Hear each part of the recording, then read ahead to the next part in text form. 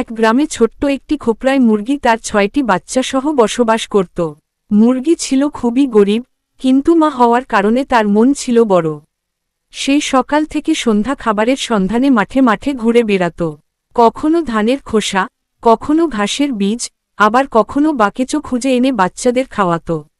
কিন্তু একদিন এক বিশাল কালো বিড়ালের চোখ পড়ে তাদের বাসার দিকে। বিড়ালটি ছিল খুব ধূর্ত ও লোভী।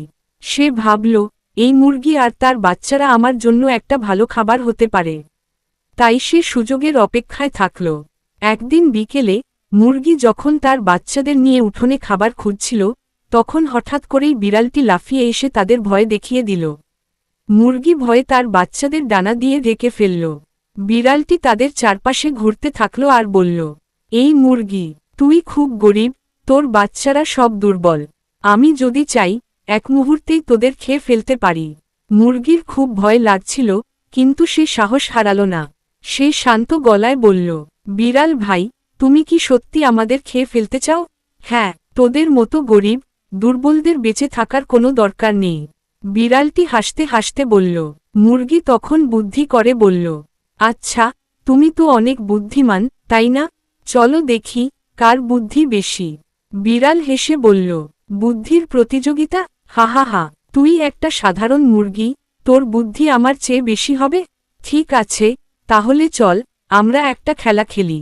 যদি তুমি জিতো, তাহলে তুমি যা চাও তাই করবে, আর যদি আমি জিতি, তাহলে তুমি আমাদের আর কখনো ভয় দেখাবে না।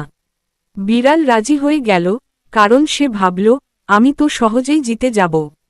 মুরগি তখন বলল, ঠিক আছে, তাহলে শোনো, আমাদের খোপড়ার সামনে যে বড় পুকুরটা আছে, সেখানে গিয়ে যার শরীর বেশি ভিজবে সে হারবে। বিড়াল হেসে উঠল, কারণ সে জানত যে মুরগি তো কখনোই ভালো সাঁতার কাটতে পারে না। খেলা শুরু হলো। প্রথমে মুরগি তার ডানা মেলে পুকুরের পাশে গিয়ে দাঁড়ালো এবং এক লাফে পুকুরের কোল ঘেঁষে এমনভাবে দৌড় দিল, যেন তার শরীর খুব সামান্য ভিজল। এবার বিড়ালের পালা। বিড়াল আত্মবিশ্বাসের সাথে লাফিয়ে পুকুরে পড়ল, কিন্তু ওমা, সে তো ভুলেই গিয়েছিল যে বিড়াল পানিতে ভয় পায়।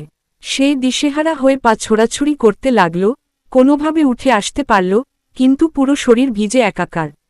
মুরগি ও তার বাচ্চারা তখন হেসে উঠল, আর বিড়াল লজ্জায় লেজ গুটিয়ে দৌড়ে পালিয়ে গেল। এরপর থেকে বিড়াল আর কখনোই তাদের বাড়ির আশেপাশে আসেনি। মুরগি আর তার বাচ্চারা সুখে শান্তিতে বসবাস করতে থাকল। বুদ্ধি দিয়ে যে কোনো সমস্যার সমাধান করা যায়, শক্তি সবসময় জয়ী হয় না।